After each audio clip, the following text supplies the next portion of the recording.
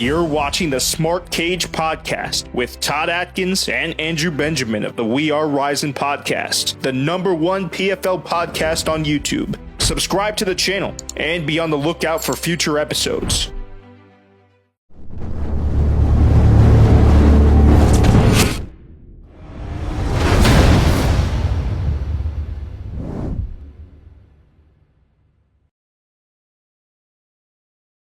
Start recording it.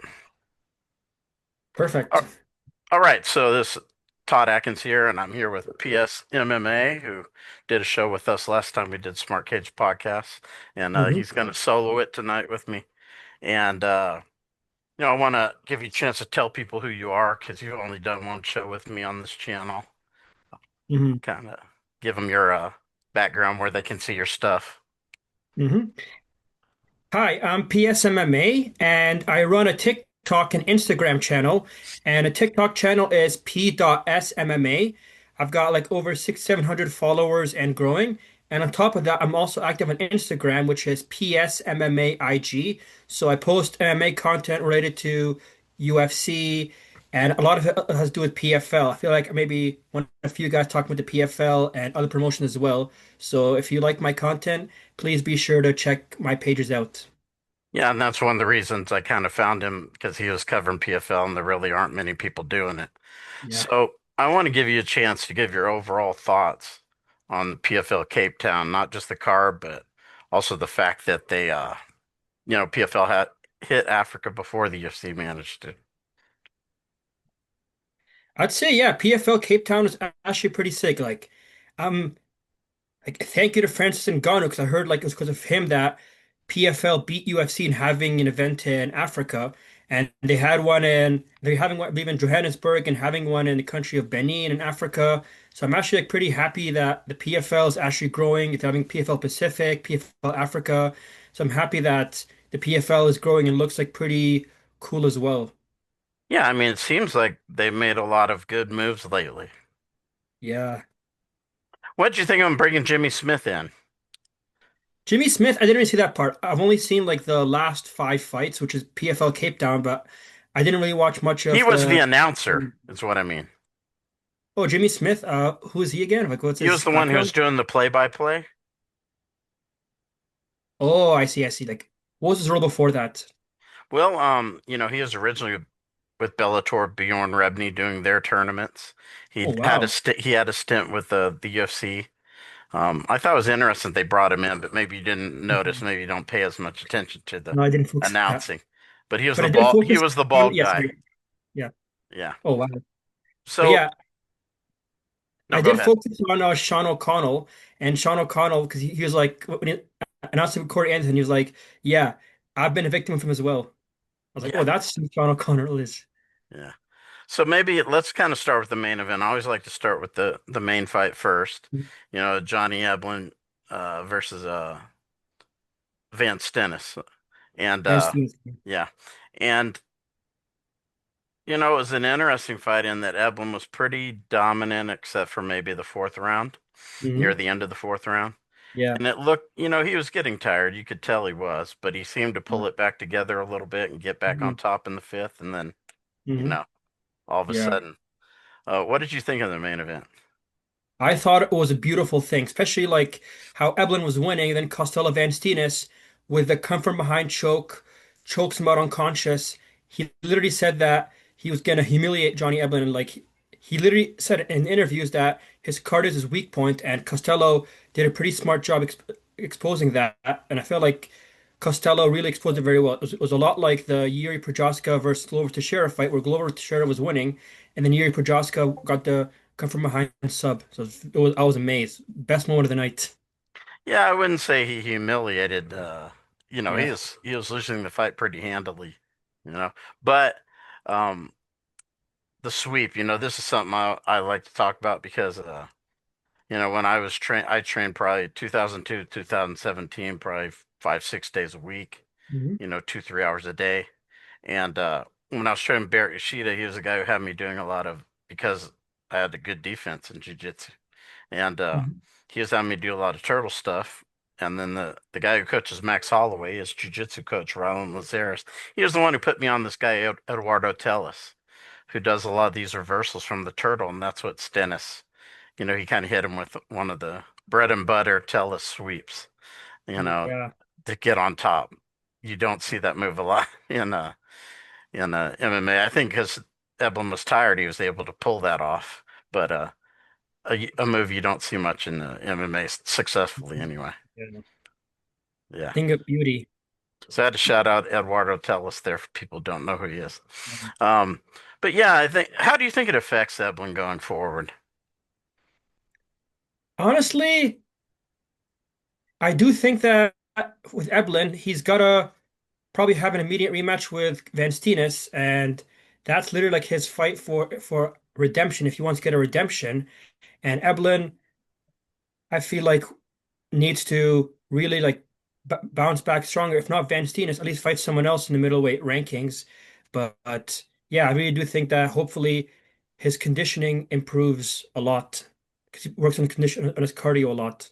Yeah, I think the next fight's really big for him because I don't know what his goal is, if it's to stay in the PFL and, be the Hmm. champion there, or if he's trying to go to the UFC, but I think he needs to redeem that fight. I think it'd be harder for him to, I don't know what his contract situation is, but I think it might be harder for him to go to the UFC off a loss if Yeah, that's what I if actually that's heard what what it he's is trying to actually. do.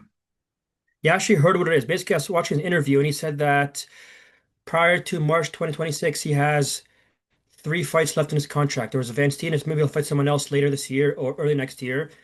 And I heard it expires till March 2026. Yeah, so he's probably gonna have to fight Van Steenis again then. Yeah. And that's really gonna be kind of like a maybe do or die for him a little bit. I think Hmm. he can improve. It's not that he can't get better, but as far as his career goes, I think it'd be very important for him to win that fight if he gets it. Hmm. Van Steenis, you know, it wouldn't be as important for him to win the rematch, although it would solidify him for sure. Maybe a different importance than Eblin, you know, Hmm. but he could plant his flag. See, I could beat this guy.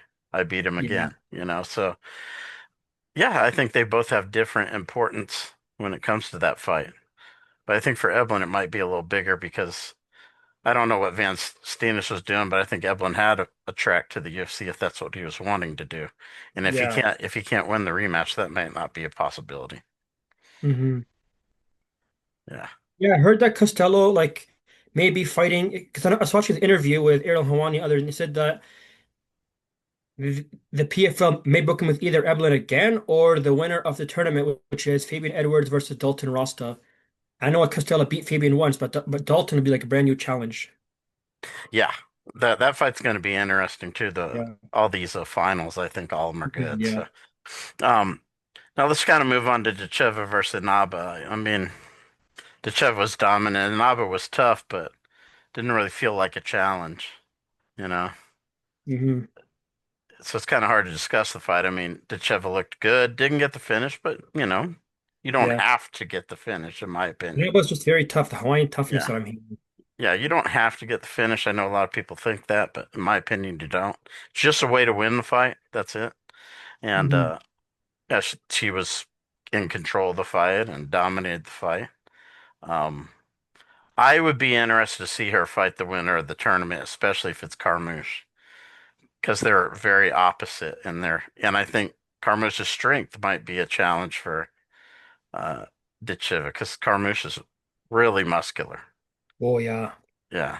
Like she also beat Bishop last year, so like with Bishop's gonna be a rematch, whereas Carmouche, it's a new challenge. I think it's the best fight for her. And heard that she's gonna stay in the PFL for the next few years, from now till 2027. I watched her interviews. Yeah, I think they have different strengths completely. Carmouche is more the grappler. She can hit. She does have power if she hits Yeah. somebody, but she's more of a clinch and takedown. And so it'll be interesting to see if Ditcheva can figure that out or not. Yeah. Whoever can execute is going to win that fight. You know, it's not like a one striker versus another. This is if Carmouche can make her game, she's going to win the fight. If Ditcheva Hmm. can make her game, she's going to win the fight. Oh So yeah. it's gonna be really Very, very interesting. talented for sure. Like her footwork, her clinch game, her range, distance management, very, very impressive, and one of the best women's flyweights in the world, if not the best. Yeah, she's gonna have to stay away. Stay away and keep the distance. If she gets Oh taken yeah, down, it could be a challenge. and I'd be she's taller interested than. to see her try to work on the ground against Carmouche. Yeah. I want to see that side and see what she has there. hmm So that'd be very And she's pretty interesting. tall too. Like she's taller than all like Manon Fiorot. She's taller than Shevchenko and all these top women's flyweights. Like she actually has like the height for sure. Against another striker, I think, she could beat anybody probably, Mhm. But when you have a polar opposite, that's where fights get really interesting. Something has to give in that one. Oh yeah. Yeah. Now, this one I think was probably the most, say, evenly matched. McKee and Magomedov. Mhm. Both very good wrestlers. McKee more dynamic. What did you think of the fight? I thought personally it was fight of the night person, like especially like McKee. I was watching the fight, I was like, why did you go up to 155? This was your weight class. Like he's 145, he can grapple pretty well. He's bigger than the guys. He had an advantage there. At 155, watch his fight against Sidney Outlaw and Paul Hughes. He was the one getting out grappled. Even Spike Carlyle too. I felt like he was too small in that weight class. Or at 145, he's much more dynamic, much stronger, and he's actually pretty impressive too. Like at 30 years old, he's got a bright future. And plus, beating one of Habib's teammates, Ahmed Magomedov, he looked very, very good. I was very impressed by AJ. Yeah, he can wrestle. He's got good grappling skills. His kicks are hmm solid. So I think because he had more of an arsenal than Magomedov, that's why he won. You Oh know, yeah, yeah, very interesting fight though, and sub because skills too. neither guy could, fully control the other for huge periods of time. That always makes for interesting fights, when you got two wrestlers that can't be controlled by the other Mhm. for large portions of the fight. Now, I mean, some people thought this was interesting, although I didn't necessarily the Izumi versus Zanikov fight. A lot of people thought because he kept getting up. Um, to me, it was just allowed him to be taken down more. You know, Yeah. um, the same result as if he would have been pinned. You know, hmm it's just we got to see more takedowns from Zanikov. Maybe give me your thoughts on that fight. Yeah, I think Zainakov's a pretty good wrestler. Like especially like we saw his match against Arman Sarukian, a very good grappler, and it was pretty competitive and even. So that shows you like how high level his grappling is. And Zaykhanov has actually looked pretty good in the grappling, very impressive. And thankfully, even Habib at the end was congratulating him and talking about Cape Town. So that was like a very nice moment of the night. Yeah, and I think one thing that didn't get talked about much. I know you wouldn't talk about this on the program, but one of the things I think the Dagestani fighters do pretty well is they don't have to get underneath the hips to get a takedown. Mhm. This takes a lot of energy. I think that's why Johnny Eblen got tired. Um, but you saw Zanikov as the fight went on, he'd pick up the single and just trip the guy. You know, stuff that isn't super difficult to do. Not easy to do. It's not easy to get any takedown, but ones that are less energy. It seems like they know how to pace themselves, maybe even fight a little safe, to some degree, not take too many risks, stay within what they need to do. I think they all do that pretty well. That's something other, you know, fighters from America and others should take a look at. Oh yeah, and their mermaid tail too. Like when they wrap their your legs around their leg, that's like a pretty nice signature Dagestani move. Yeah. So I think guys like Johnny, with American fighters, I think in MMA are kind of getting passed by some of these Eastern European fighters and in the UFC they don't have any male American champions. Kayla Harris is the only American champion that the UFC has. Yeah, I saw So I that. think it's they need to look at, it kind of reminds me of the Japanese. They were ahead of people in the in the late 80s, early 90s. They were already really well rounded because they were training that way already.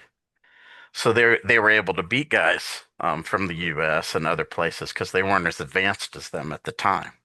Then these guys caught up in their size and strength, and they're well-rounded. And it all evened out, and now the Japanese get beat.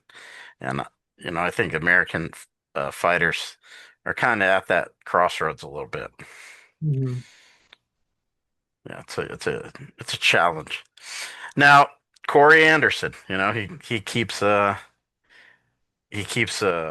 would say on his run, having success, uh making the UFC kind of look silly for letting him go, perhaps, you know. Um what do you think about Corey? I think he's one of the best light heavyweights and possibly heavyweights in the world, especially with his heavy pressure grappling. He's pretty much a force to be reckoned with. Like if you can't kill him or like knock him down out pretty bad, like Jan, Jimmy Manua, or Ovin St. Preux, Corey Anderson is going to keep coming forward and pressuring you with his grappling, and he has very good stamina. So I think this guy is a beast. Yeah. Now we got the next card's going to be in August 1st. Yep. That's going Can't to be wait. the Storley versus Gene card. Yeah. What do you think about that fight coming up? I mean, I think Thad Gene is very good. He's got like of course the better striking, and we saw against Jason Jackson, a wrestler. His wrestling was also pretty good, but Logan Storley is going to be his toughest test when it comes to wrestling because Logan Storley is a high level wrestler, NCAA All-American. So plus it's Thad Gene's first time in 5 rounds, whereas Logan Storley has been that way against Amosov and MVP. So the question is, can Thad Gene withstand 5 rounds, and can he deal with that high level wrestling that Logan Storley has? Because that's the what the fight boils down to. Yeah, and this is one thing I think where PFL's doing a pretty good job also is maybe talent acquisition and Mhm. development. They bring in Gene. I don't think anybody really knew who he was, Yeah. and he's successful American fighter. Looks like he could be a champion level fighter. Um, and then they got guys like Storley, who's already been around. And so I think they're doing a good job of acquiring a lot of different guys Hmm. who can have success, but also having good American talent, which they might Oh, yeah. need, you know. Because I was thinking like just not on the PFL subject, but the if the UFC is going to have a White House card, for example, which we don't know if they will or not, but you would need to have some successful American fighters on that card, Hmm. and that's Oh going yeah. to be a challenge for them For PFL or UFC, which for one? UFC. Oh yeah. Yeah, so that's kind of what I was talking about. I think PFL's done a good job of finding some guys that are, ta that show that they could have some real talent, American fighters. Oh yeah, So, like Sullivan Cowley, and who yeah, else? There's Justin Rasta, Wetzel, lots. Yeah, Rasta, yeah, Wetzel. yeah. So they're doing a good job, and so the kind of like the co-main, I would say, Pinedo versus Habalayev. Both of these fights are similar, and kind of what we were talking about with Carmouche and Dechiva. Gene's got to make it his fight to win. He can't out Exactly. Yeah. grapple Storley. Storley's got to make it his fight. Either guy that executes going to win. As Hmm. to where if they were both great strikers, that may not be the case. Anybody Hmm. can land a knockout punch. And this same with Pinedo and Habalayev. If Pinedo can come out and be super aggressive and mow him down with his punches, he may win the fight. But otherwise, he's going to lose. Oh yeah. Or we don't know about that Peruvian wrestling. I saw like he's actually like trained with some heavy Peruvian guys in this one called Luta Libre. So we don't know if that's going to be enough to withstand wrestling onslaught of Kabalayev. He's going to come out and get his takedowns and fight, Yeah. kind of conservatively like he did in his last fight. Do just Mhm. enough to win. They don't push it. You know what I mean? Khabib was pretty aggressive, but they don't push it a lot. They stay within there. Ankalaev, he does that too, in the UFC. They all kind of stay within themselves, what they can do. Hmm. They don't try to push it too hard. I don't have to kill the guy. I don't have to win by finish. I'll do what I have to, and that's good enough. They're not there Exactly. to entertain necessarily. Yeah, I Yeah. think that fight, the Pinedo versus Kabalayev, I think that's like gonna be a pretty exciting fight. Like especially like two title fights that day, and plus the one after that, three title fights, the one after that, three title fights, like PFL finals in August. That's pretty Yeah. sick. Now, some of these other fights on the card, have you looked at the rest of the card? What are some fights that kind of stand out to you? I do like Asayela Jude because like I've seen his highlights. I think he's a pretty good prospect, especially PFL's 145 has pretty good prospects such as Alexei Pergandy, who everyone knows on TikTok lives. There's Asayela Jude. There's Ibrahimov, which I think he's a pretty good Oh prospect. yeah, yeah, Yeah, I think their 145 has so many talented prospects, and I think yeah. They have a lot of fighters that people don't know that are really great. Musayev is another one. Musayev. yeah. You can make an argument that he might have the talent to be the best in the world at his weight. And Habarora too, especially saw his like he just sniped Yeah, through Danny Roberts. I was yeah. pretty impressed by him too.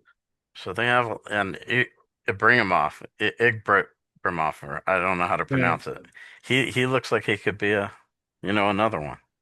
Oh That's yeah, just, trains with Leron Murphy. Yeah, pretty yeah, good. just outstanding fighters. So maybe kind of give kind of your overall thoughts of these two events that we talked about, and kind of what you're kind of thinking about with PFL going forward. Yeah, I think the PFL Cape Town event that was like pretty sick, especially the ending was Think of Beauty. I was cheering. I was like, yes, Castillo won. Plus, I actually picked him for the upset, and I was like, okay, he's getting outclassed. Evelyn showing level. Then Costello with the choke, and he almost knocks him in the fourth round. The calf kicks. I was Mhm. like, wow, this guy's really got a warrior spirit. Like he's very confident, shows no fear. I was so impressed by Costello Van Steen, especially he said up front, Ablin's card is his weak point. He actually showed that. He showed just that, and especially the next one next week too. Pretty excited for it too, especially watching Silverback. Will he pass the toughest test? And Jesus Pinedo, who I think was unjustly cut from the UFC, will he show that he's one of the best featherweights in the world? So I think it's overall great events. Yeah, and just one more time before we kind of cut out on this, and people that are watching this, appreciate you watching our PFL coverage. Tell everyone again where they can find your stuff. Yeah, for sure. P.SMMA on TikTok, and I'm also active on Instagram, which is P.SMMA IG. So if you want to check out my content, please check me out on TikTok and Instagram, where I'm also active. Yeah, I want to appreciate taking the time to kind of go over the PFL event with me. Everyone that saw this, subscribe to his stuff, check out the channel, and until the next episode, everybody, take care. Great. Thank you so much.